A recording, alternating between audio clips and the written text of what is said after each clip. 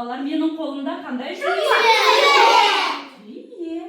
Жарайсыңдар. Ал түйенің жүнінен қандай заттар? Нұрали.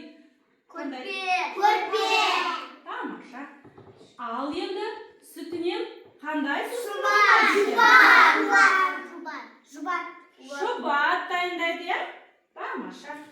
Ал енді менің қолымдағы түйені мен оң жағында тұрған Аминаға беремін, иә?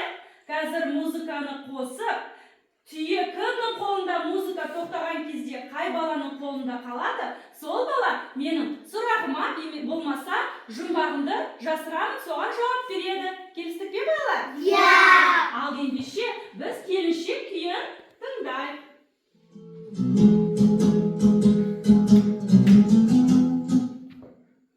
Ой, бізде кімнің қолында қалып қойды түйе? Айсананың қолында. Айсана, енді мен саған өзімнің жұмбағымды жасырамын. Сен шешімін таба қой. Төбедегі көзінен күн сәулесі түседі. Бұрышы жоқ төрінен самал еркін еседі. Тамаша, жарайсың. Ал ары қарай кеттік.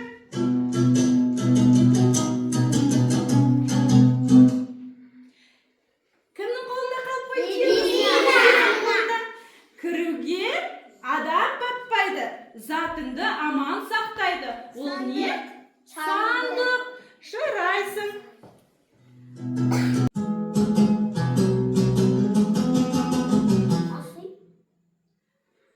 Ал түйе кімнің қолында қалды? Қызайдың қолында. Міне енді сендерге соңғы сұрақ. Балалар, біз оны тұрмыстық жағдайда қолданатын, оны қабырғаға да іліп қоюға болады. Оны жерге де төсейді балалар. Ол иірілген жіптен, түрлі түсті иірілген жіптен жасалатын төсеніш. Ол не балалар? Алаша. Жарайсыңдар. Өте керемет жауап бердіңдер. Орындарыңа жайғасып отырыңдар балалар. Балалар, мына алашаға қараңдаршы. Қандай әдемі, е балалар? Бұл алаша терме алаша деп аталады. Жүнді түтіп, жуып, иіру арқылы жасайды екен балалар. Сендер осындай алаша тоқығыларын көреді ме? Олай болса, мені мұқият тыңдаңдар. Мынау балалар, бізде алаша тоқитын құрал жабдығы. Осы құрал жабдығына түрлі түсті жіпті өткізу арқылы біз алашаны тоқиды екенбіз, е? Және мынау тарағы. Осы тарағы арқылы біз тоқылып отқан жібімізді нығыздап отырып, әдемі алаша шығаруға болады. Және сонымен қатар балалар, біз шиден біз өзімізге керекті қошқар мүйізінің ою өрнегін тоқып шығамыз балалар. Бұл шиді балалар қазақ ата-бабаларымыз кезінде киіз басқан кезде қолданған. Сонымен қатар қазақ үйдің сыртын әрлеген кезде пайдаланылған екен балалар. Ендеше балалар, сендерменен осы жұмысты жасаушы, сендерді мен топқа бөліп алайын. Ол үшін сендер менің сиқырлы сандықшамның ішіндегі берілген түрлі түсті оюларды алайық.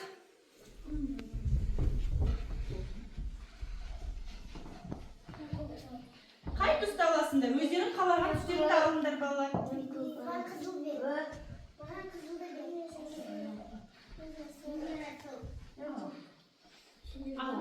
Ал енді кімге қандай түс берілді? Қызыл түстер. Ши тоқуға, қошқар мүйізін тоқуға, көк түстілер, қызыл сары түстілер, алаша тоқуға.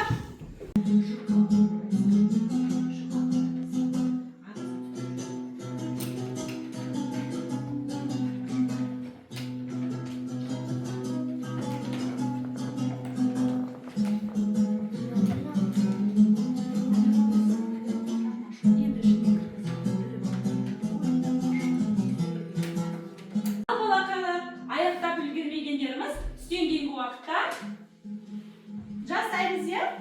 Қазірше бәріміз орнымызда тұрып, кілемшеге барайық. Көрпешенің үстіне жайғасайық. Жүрмей қалайық. Оқу іс-әрекетінен балалар не үйрендіңдер? Алаша.